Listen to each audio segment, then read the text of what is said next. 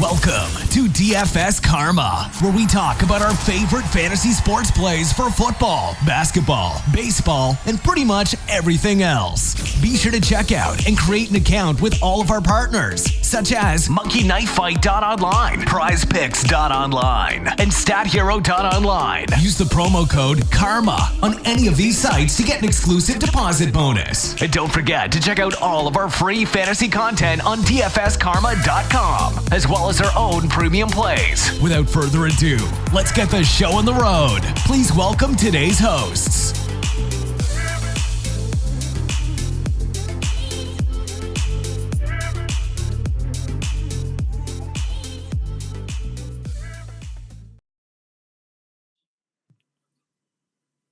What is up, everybody? Joining us again. We are back, 2020, new decade. I'm your host, AC, the teeing it up with my co-host, Captain Sam. How are you doing, sir? It's been a long off season for me. I dabbled, I guess, early on and then really didn't play much golf, but here we are. The YouTube thing is unbanned. We're able to go. So we should watch our, language per se on the it's the Bombers courses, right? So who knows if we'll get banned for that, but all in good fun. What's going on, man? I'm just looking forward to talking some golf. It's super early in the season. We will talk everything throughout all our podcasts this year. All the content is derived from DFSKarma.com, and our new sister site is launched at BetKarma.com. So check those sites out. Sam, how'd last week go? Have you missed golf? Are you looking forward to this? Tell me what's going on in your world. Yeah, dude, I love playing NFL, but I'm feeling drained from NFL, and the Patriots just had a devastating loss, end of the dynasty, so I now know how you feel like when you're a loser. But, yeah I'm ready for golf. I'm just excited. We have a cut this week. I played last week. I broke even, but fall season was fine, but this is when it really starts. I'm excited. I think the golf, we've talked about it a lot. I think DFS golf is the best DFS sport. You get so much bang for your buck. It's so tilting. It has everything on it. Yeah. So obviously we're trolling our go ahead. No, I'm good. Hit it. I'm just saying, same thing. To reiterate that, I troll all our Discord subs in our community, and you can access that signing up at the Discord chat product feature at dfskarma.com. But I try to get all the different channels involved in the golf because people don't realize it is a yearly game. That's one of our mantras that we had last year, right? As long as you're paying attention, I feel like you can jump into the swing of things and just have fun. Because generally the golfers are the golfers, right? Like the long-term data generally plays out more often or not. And really it's just about finding people that are mispriced, in my opinion. And also really understanding ownerships, because that's huge for tournaments. Like we've gotten very good in this industry, identifying what's mega chalk. And, we're going to try to do these podcasts a little bit earlier on in the week, so we won't have a true analysis on ownerships early on. But again, that's where we talk with our subs in our Discord channel later in the week and keep them posted. But it's true. It's so fun. Like just watching the 4-day sweat. You think it's over every Thursday at 9 a.m. I swear to God. I'm like, well, I'm done. Oh, yeah. But then you realize there's actually 4 days. I had an okay week. I put together a lineup really quick last week. I cashed in a bunch of 50-50s, and really, I didn't make a cash lineup. I just kind of entered a bunch of 50-50s and tournaments. I bubbled the big tournaments, which sucked, but I ended up cashing in some of the smaller ones. So I think I had a losing week, but it wasn't that bad. So, all right, let's get into it. The Sony Open, obviously in Hawaii, Walleye Country Club, if I'm pronouncing that correctly. My apologies to the Twitter trolls out there. But we got JT in the field and Patrick Reed, who I think are probably going to duel it up again. There are course horses here. We'll get into that a little bit. But at the end of the day, for me, strategy-wise, guys, I'm so personally busy early on in the season that, like I said this last year with DFS Golf, this is going to be my 4th or 5th season doing golf podcasts. Sam's with us now the last couple of years. Early on in the season, I don't play much cash games. That could change for me as the weeks and months go by here. And like I just mentioned, I'll probably toss a lineup in some 50-50s, but I really won't give it all the merit. I'm kind of mostly focused at least on tournaments early on because, I don't have time to sweat, all the ownership stuff. I know where to get some unique leverage points, and we'll get to that a little bit later. But Sam, what's your initial strategy early on, not only this week, but the first few weeks? Yeah, I don't play a ton of cash first begin. Yeah, because it's hard to judge people's form. Some guys, a couple guys I like this week.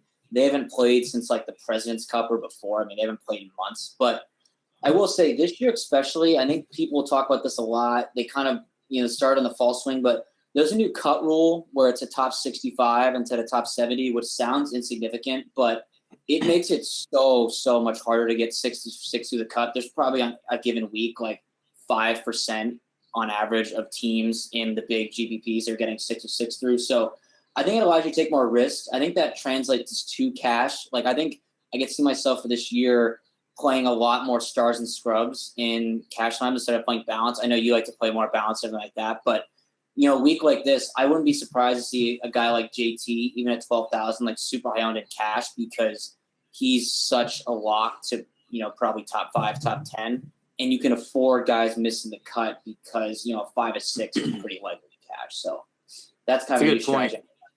Yeah. I didn't think about it like that actually early on, but no, that's a really fair point. Good point. Yeah. So let's get into this weekend specific, man. Like at the end of the day, Sam is the one in the trenches at this point, at least in my career with everything. Sam's got the goodies, right? He's got the intel. I'm the guy that you can make fun of with the bad picks, I guess, at this point in my career. All joking aside, I do feel like I'm still lethal, just studying this data on all these guys for 5 years. And the one thing that I need to keep evaluating early on in the season is really getting better at studying the new guys on tour. I feel like at times I lack that in my game a little bit, and just kind of looking for the guys that are definitely mispriced early on in their careers. All right, let's get into this setup real quick, Sam. My brief 10 minutes of studying last night, my takeaways were you would assume it's a pretty accuracy type setup course, right? Like that's going to be the mantra across the industry, but it does look like I was looking at some of the winners in the past too. It does look like, I hate to say it, the Bombers can, whispers, right? Can technically get it done here too. So it's like, I think it's splitting hairs, but curious where your head's at with this. Yeah. I think the two big narratives here this week is like the driving accuracy on this course is like 10% lower than the average in most courses, like whatever. I mean, the thing is like when you miss the fairway here, it doesn't really matter. It's like driving accuracy is important, but not vital. And the other thing is the biggest narrative is I was going to say, if you want to pick a winner, the last 6 years it's come from the week before. They've all played in the Tournament of Champions, like 21 guys who can win. Whatever. I don't know. That's an interesting narrative. I think some guys will end up chalkier because of that narrative, but trends are made to be broken. So, like, I'm not going to judge all my decisions off that. And I'm going to, like you were talking about at the top with ownership, I think a lot of these guys will end up chalk, can be easy kind of fades. And I think course history, there's always that debate. I think course history does kind of matter here. I feel like people who play well here tend to keep playing well here. And like last week, I think it's tougher for first-time guys, but that's not to say they can't do well, but yeah, I think there would be a lot of concentrated ownership. So before I ping it back to you and talking about the top range, let's start with, Kuchar and above, I guess 9.9 and above. Real quick, just for you cash game grinders out there, good luck to y'all early on in the season. But the one thing I would do is what Sam's saying is I would definitely look for the golfers who played last week. I know it's so common sense, but that would be my 2 cents. Just I would look for absolutely a 6-6 lineup potentially, because you got to figure at least 4 or 6 are going to get through the cut of players that played last week. I do firmly believe at least that at this point in the season. Stuff like that doesn't matter later on. That's why I don't like playing cash line there. All right, 9.9 and above, just real quick, couple takes, Sam. JT, you don't even need to talk about him. like you said in the opening, hands-on favorite for a reason.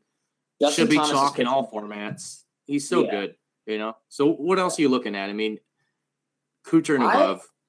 I probably will. So I like Morikawa. He's like one of those new guys. He's not new anymore. Everyone knows about him. He just finished. He just has good finishes, and his stats are obviously good. He just like last week.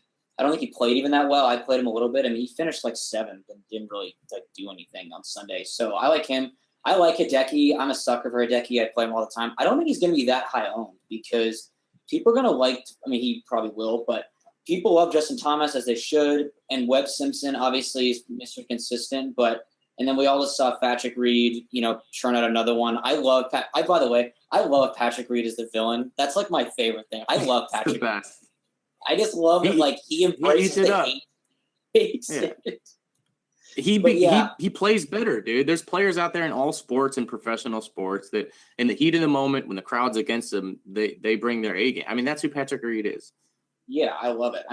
But for me, I'll probably play JT and Hideki and probably move down below.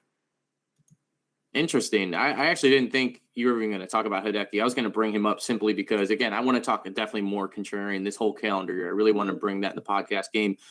I don't think anyone's going to play Hideki. He hasn't played, and then you just simply look at his game log. Everybody's going to be drinking the game log Kool-Aid early on in the season, especially when they don't really know what else to do without much data. They'll immediately fade Hideki, looking at all his missed cuts here, and he hasn't played in a while. I think Hideki is an unbelievable contrarian play, especially if people don't resonate him being quote unquote accurate, right? Even though it is what it is. Webb loves this course. Everybody's going to eat that up. All the headlines, all the reading you do. I'm sure that'll be in our content as well. So Webb's going to be chalk. I mean, Reed right there, second place. I mean, these guys are all going to be super high owned. I prefer Hideki as the pivot. Love Morikawa as your call too, because Morikawa's, man, when he talks press conferences, he sounds like Tiger. It's really weird. That's not a correlation of his play, but I really like this guy long term. So we'll come back to him. Yeah. Kuchar's Kuchar. He's always going to be owned. He's safe. I mean, what you're going to get with him. I think obviously early on, you're going to have to win GPPs in this mid range clearly, if not the lower range as well. So let's kind of head on to the Sungjae Im at 9,600, and we'll go all the way down to. Let's go down to JT Poston at 8,100. That's kind of like that mid-flex range where I think there'll be a couple names that pop, but obviously a lot of names I think people are going to scroll over because everybody's going to start at the top, right? That's why I don't want to focus too much talking on all the guys up top. They're all going to be freaking highly owned, in my opinion, minus Hideki. So who are you looking at in this range that you do see value? You think it's cool if they're chalk, whatever, but who are you looking at as one of your couple value plays and maybe a pivot?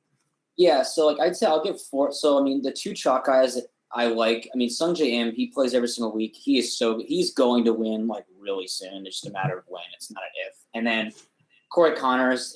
I'm a broken record about Corey Connors. If he can just putt average, he literally finishes top 5, and if he doesn't, he finishes top 20.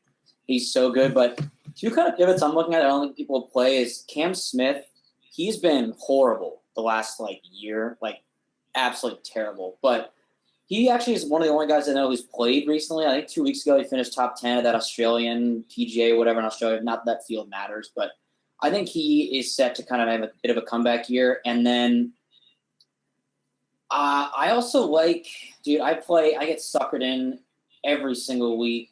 But, Brian Harmon, I'll probably play again. He's accurate. You love Brian Harmon. Yeah, I hate playing him, but he just sets up well, I think. And then I guess I'll go to fifth guy. I like Abraham Answer. I don't think he's going to be owned at all, and he's good. And he's a baller, dude. Yeah, he's overpriced, I think, in a lot of people's mind, 9,000. I don't think he's going to be owned. I like him as leverage for sure.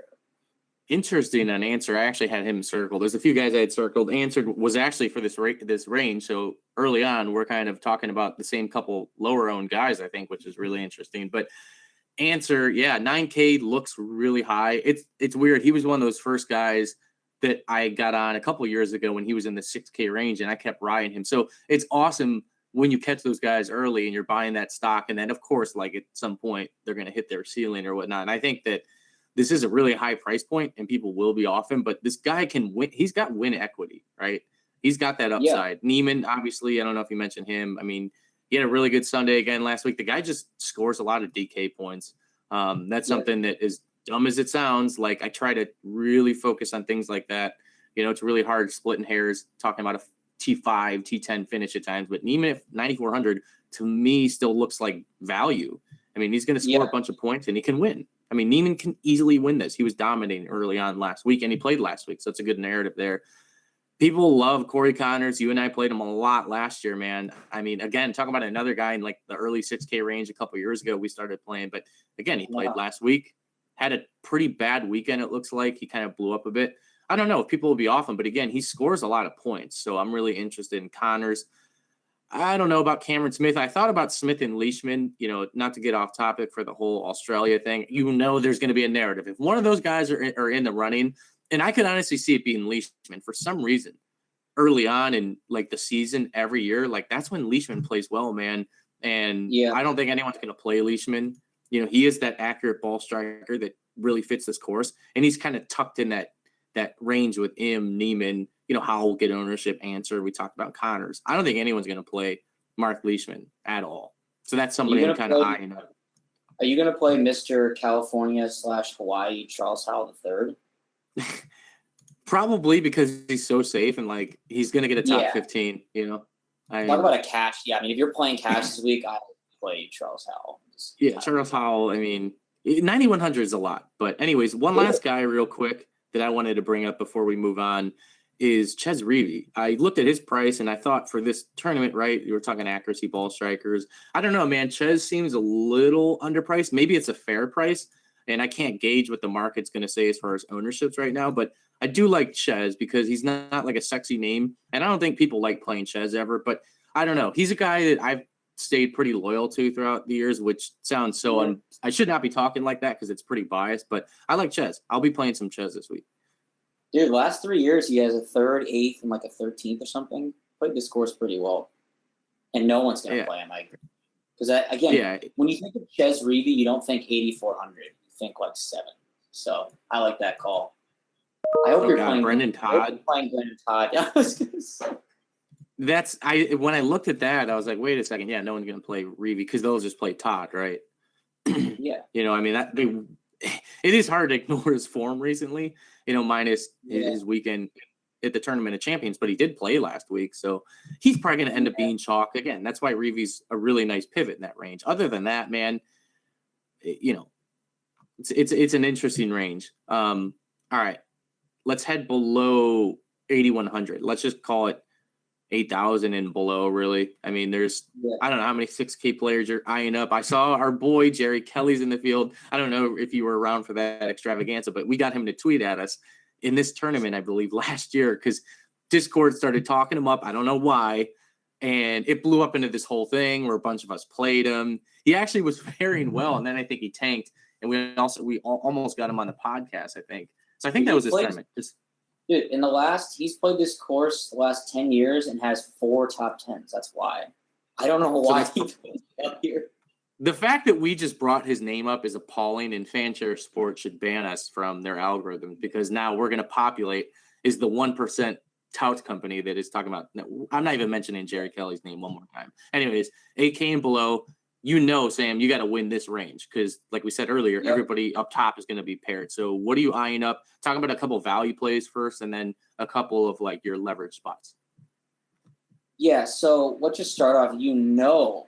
At 7,900, I'm playing Brian Stewart. I mean, I play this guy every week. I can't not play him here. He's not even. I don't think I've ever played him. I don't think I've ever played him. I swear. Wow. His history here? Oh, my God. I have to play him now. I've been playing Brian Stewart since he was like 6,100. Now he's at 79. I can't quit the guy. I mean, I'll look at his course history. I know, dude. Like, something's going on here. Like, he might win. He might pick him in. I'm playing him. I like him a lot. He is great on the approach game. Like you said, he's played well here. He just hits a ton of fairways, which we talked about is going to be important here. I love Sebastian Munoz. He played last week, kind of faded on the weekend. I think he could. He recently won, which I don't even think people really remember, even though it was like not that long ago. And then I'm going to skip over a certain 7,600 guy. I'm going to see what your take is on him. But I will say below that, Vaughn Taylor and Ryan Armour rate out as like tremendous values for me. I don't think they'll be that high owned. And then Joel Dahman. I mean, is it Damon, Dahman, whatever it is? I think we played him a lot last year. I think I might play him if I was playing him in cash. I love that he comes back to people on Twitter, so I can always support a guy like that. So there's a lot actually I like in this sevens. Speaking of Dahman, when I saw his price, I was like, wait, how are these other guys like, you know, not to knock the Brian Stewarts of the world, but you just brought him up, but like, how are those guys all priced like 1,000 more than him? I feel like he should be in the upper 7 range, right? What am I missing there? I mean, just looking at long-term form and you know, like there's no point in looking at what this guy's done lately. And frankly, who cares about course history? I know it's a thing, but Joel Dahman, like 7,100, come on. In this field, he should be at least in the mid-7s. I agree. Total value play. I don't know if he's going to be chalk, right? Like, I really just don't know. Stewart, whatever. I get it. You know, people are going to play Stewart. Munoz is interesting. I've actually never played him in a main kind of roster before, and I played him last week. Was digging in, spent 10 minutes last week before I made that roster, and I'll pay the loyalty tax and play him again because he fared well for me last week, and he played last week, right? So I like that a lot. In that same range, you mentioned the 7,600. So I'm trying to figure out. I'm guessing you're talking about our boy who has his own emoji in our Discord chat, and that's Emiliano Grillo. Is that who you're asking about? I can't. I don't know if I can. I don't know if I can go down this well again. I mean, it burns me. He's the worst, dude. I mean, Grillo is literally. I know, and everybody, the industry can't get away from him because he generally long-term form. Again, people are going to look to long-term data. He will pop. I haven't looked at any models or anything, but I guarantee he's faring well in models this week. And his price does. I will say that's the problem. His price is somewhat value-ish, 7,600 in this field. Like he should be probably honestly in the low 8K range. So he's probably a good play, honestly. But the problem is, Grillo has no upside. I almost swore. I'm trying to get better so YouTube doesn't ban. He's got no effing upside at all. Like, good luck playing that guy. He's going to get a T35 finish. He's going to make the cut. Cool. You want him for cash games? Fine. You're not going to win anything with Grillo in your lineup. But that's so. You talk about models. For me, 4th in ball striking, 5th in approach, 9th in fairways. Is he popping in your model? Of course. I mean, he ranks 24th in the field for me. He's not like exploding, but I mean, again, it's a value. If he was like 8,200, I'd be like, no chance, like no way. But now I'm gonna end up playing him again. He's gonna burn me again, and then I'll play him next week, and he's gonna burn me again there. It just, dude, 7,600. I'd rather play Sabatini. Yeah, I was just gonna say, here's a great point. For people diving into golf. I mean, this is golf in a nutshell, especially at this price range. Like up top is different, right? Yeah. And I feel like you and I are going to get better at, even our podcast this year. Like there's no point in spending talking about the same 5 guys up top. They're all freaking good. They all should win. And you win the GPPs in 3 max entries and 5 max entries off of these guys. If you're like playing 3 tournaments and you're, naive enough to play freaking Grillo in 3 of them or 2 of them, like you're doing DFS wrong. You're doing yourself a disservice. Like you have to pivot off these guys. You mentioned Sabatini. Again, I don't know our ownerships. Sabatini probably is going to be popular, I would assume, because he did really great last year for a lot of people, and he's mispriced. He's got way more upside than Grillo, in my opinion, and he scores more birdies, no doubt. 2 other guys real quick in that range that I immediately drew my eye to was number 1, Kevin Na. I'm always loyal to him. He's become more volatile, but he used to be so consistent. I mean, Kevin Na could come out and just win this tournament right here. This is the type of course he could. And I don't know if anyone's going to play him. And then 2 other guys right there at this price point where you can get a great leverage pivot is Dylan Fratelli and Carlos Ortiz. Carlos Ortiz is hot. Carlos Ortiz took the words out of my mouth. Yes, dude, he's hot, man, and he plays well. So I think some of these courses are. He plays some of the courses he fares well at are very correlated to here. It looks like. And Fratelli, I don't know. I play a lot of Fratelli, man. I think Fratelli's better than people think, and that's because the Americans who just dabble in DFS probably don't know really much about him because he doesn't show face. I feel like too often. Although he's becoming more of a regular on the tour. Dude, we like all the same. I love it. Like I already know all the players. It's so good. There's a couple other guys I want to get to, but anyways, besides those guys, are there anyone else below these guys? I know it gets really deep and it starts dropping off a cliff, but I know did Keegan Bradley, is he gone from the field? I thought I saw an update. I think he's gone, right? He withdrew. I don't know. I just saw him. I was actually going to bring up him and Daniel Berger. I mean, like, what has happened to those 2 dudes? Dude, I never played Daniel Berger. I'm sorry. It sucks because I'm such a fan of his, but I don't roster him because he's just not. He's clear that injury has been like he's not been good for a year. I mean, I think my other guy. I think I mentioned him already, but I mean Ryan Armour at 7,000. That dude like only hits fairways. Like that's. I think he's like It's tough to call someone this low like safe. Only guy, I know we weren't going to talk really about it. I mean, and I don't have a ton of guys below it, but I mean, Tyler Duncan is 6,800. He won like literally like 3 weeks ago. And he makes a ton of birdies and he's 6,800 in this field. That doesn't make a ton of sense to me. Played last week, was playing great the first 2 rounds, kind of gave it away. He is way too cheap. And I saw some of this. I saw some of the sharps playing him. Shout out to Josh. I don't know if he's listening, but I saw Josh play him in one of his main lineups, I think, last week. So yeah, there's something to Duncan. I haven't really looked much into him. Go ahead. I got a guy I love, and you already could probably pick it out before I even spit it out. But Kyle Stanley at 7,000. I always play Kyle Stanley. This is a Kyle Stanley track. And again, early on in the season, I'm not going to be studying data like crazy, like I will be later in the year. Don't get me wrong. As we start revving up towards the Masters, I'll really be sifting through some of the data more and more. But Kyle Stanley, this is his track. Like 7,000. Okay, plug it. Kyle Stanley's a cash game play if I were grinding cash game plays this week. I don't know what's happened to Zach Johnson, but he's 7,400. Like, this screams a Zach Johnson course to me. I don't know what, just saying. So I like him. No is a tournament roster. And he did just play overseas. So I don't know. I think Zach Johnson's in a little bit better form than the data probably will show. Is there anyone else? I mean, I think there was somebody below. I'm looking right now before we kind of cut it off here. Brian Gay is like, you have to putt well anywhere, but here you really have, there's like I forget the stat. Kenny Kim tweeted out, but like there's a bunch of correlation to putting. I mean, Brian Gay is like the best putter on tour probably. So I think he's very cheap. He's pretty consistent. He's not going to make, again, I would say, like you said, I don't think he has a ton of upside. Like he's going to win normally, but I would almost play him. And if I want to play JT in cash, I'd probably play like Brian Gay and Kyle Stanley. Kung Fu Pandas in this field. That's awesome. I'm seeing who else. Wow. The mighty have fallen. I guess he was never mighty. Luke List is 6,600. I mean, God, like talking about a guy that's going to be 1% owned who, I'm not saying he's going to win. I'm just saying Luke List has the upside. He does. But again, it's not the course for him. Man, Duffner's all the way down here. Some of these guys are falling off the map, man. Shout out to my friend Mark Hubbard, 6,500. He's a great player. That's an interesting play.